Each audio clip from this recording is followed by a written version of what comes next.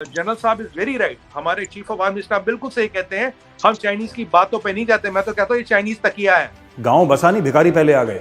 अभी मोहम्मद बिन सलमान आया नहीं, उसने चेक काट के दिया नहीं। भाइयों ने पैसे पहले डिसाइड कर लिया कि वो 12 लाएगा, 3 तेरे 2 मेरे, और बड़े भैया लंदन में बैठे हैं उसके इतने। देखिए पाकिस्तानी और चीनियों में जो लड़ने की औकात नहीं रहती तो तकिया कलाम करते हैं।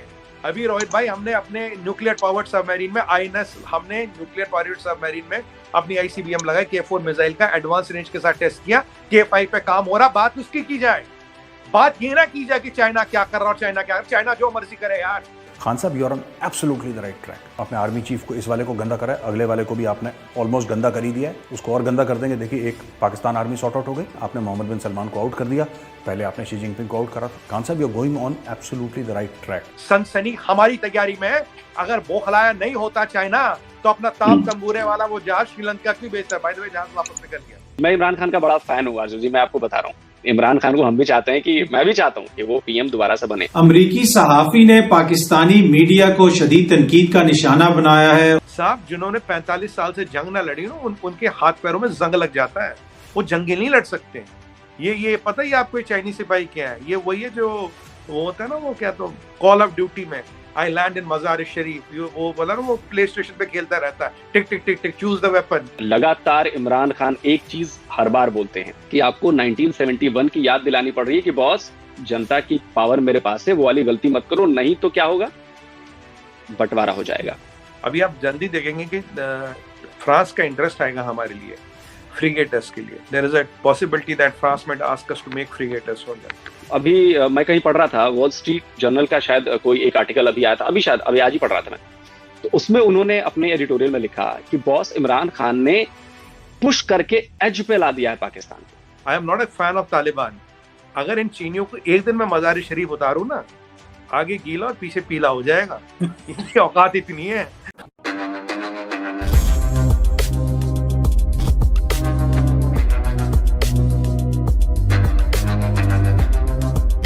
नमस्कार दोस्तों रिसेंटली हमारे army chief general Manoj Pandey ने जाने माने एंकर मेजर गौरव आर्या को एक इंटरव्यू दिया।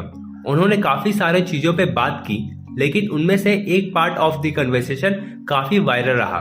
बात हो रही थी भारत और चाइना के बीच में स्टैंड ऑफ की।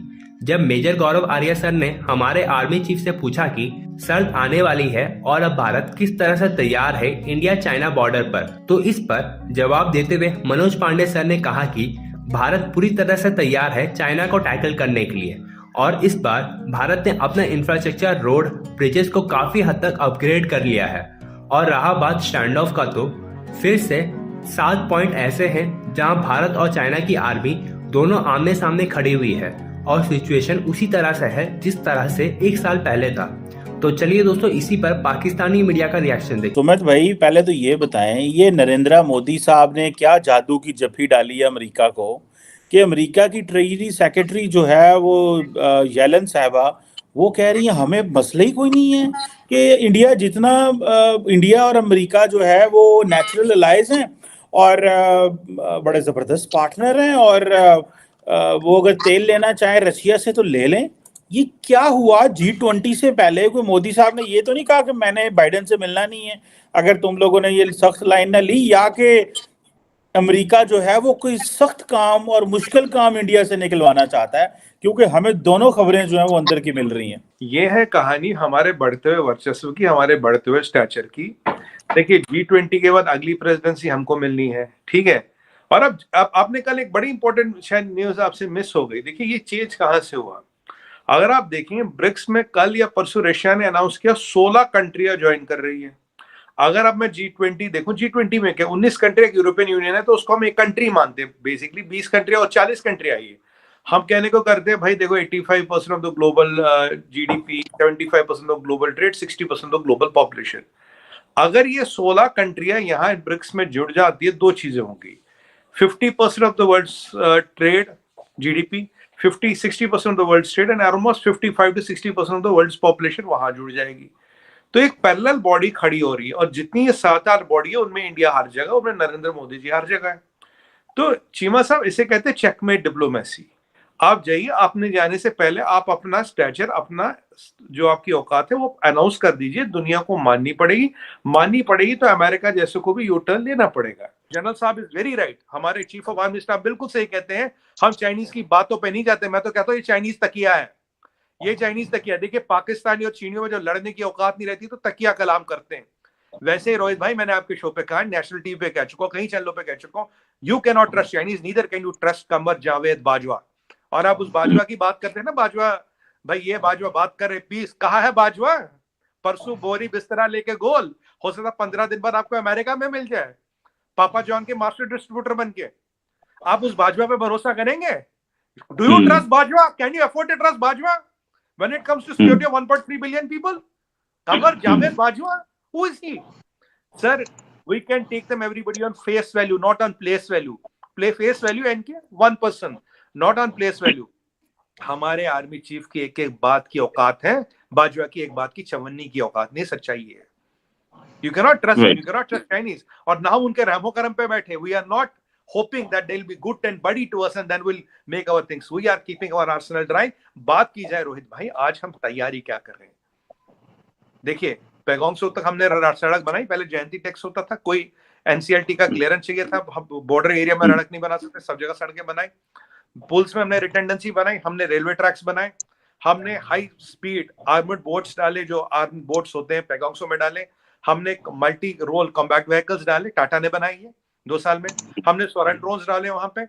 और मैंने आपको बोला था हमने 5 महीने में फ्रॉम प्लेटफॉर्म टू कॉन्सेप्ट लाया, डीआरडीओ ने बनाया, स्टार्टअप्स ने आके मिलके बनाई ये ड्रोन्स, और we can launch them from a tube. 8.5 kilo का वजन है, 3 किलो का पेलोड भी लेते हैं। हमने कामाकाजी ड्रोन्स एक्वायर किए, हमने राफेल वहां डिप्लॉय किया, हमने मिराज वहां डिप्लॉय किया, हमने सुखोई डिप्लॉय किया, सुखोई में हमने ब्रह्मोस लगा दिया, ब्रह्मोस की कई सारी टेस्टिंग करी, 24 से ज्यादा छोटी बड़ाई मिसाइल की टेस्टिंग कर ली, 2 डजन से ज्यादा।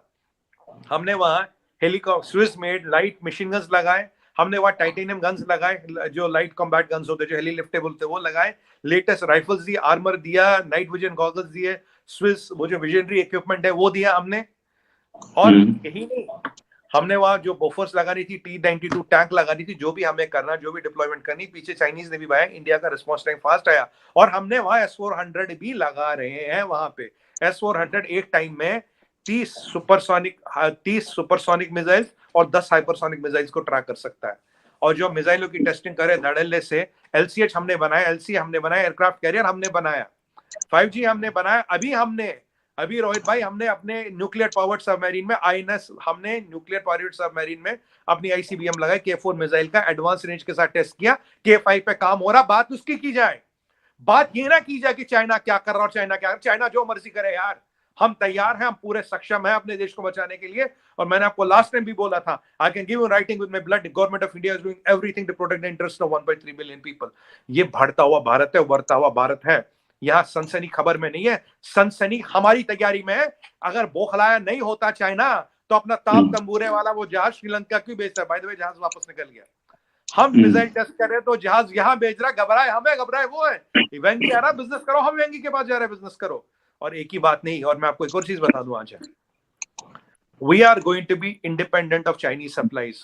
और रोहित भाई, रियल एस्टेट चाइना का डिफॉल्ट कर चुका है, ठीक है, बुलेट ट्रेन डिफॉल्ट करके तीसरा प्रोडक्शन कर रहा हूँ, सेमीकंडक्टर बहुत जल्दी डिफॉल्ट करो। और आपको और आपके दर्शकों को, हमारे दर्शकों को एक और चीज बताऊं मैं आपको, जान के आपको गर्व होगा, कोविड के टाइम में चाइना ने हमें एपीआईज नहीं दी। एपीआईज होते हैं basically raw materials for vaccine making, medicine making.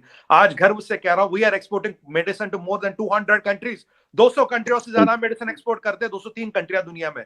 3% by volume, 3% by volume, 14% by value. यानी कि पैसे कमा रहे, इज्जत नहीं कमा रहे, नहीं तो हम 3% बाय वैल्यू भी होने चाहिए थे। हमसे जलता है बिग फार्मा दुनिया में। और सबसे बड़ा मार्केट आपको पता कौन? United States of America. 32% medicine Africa export नहीं होती, अमेरिका होती है। Every 1 out of 3 American lives on Indian medicine, and I say this with pride.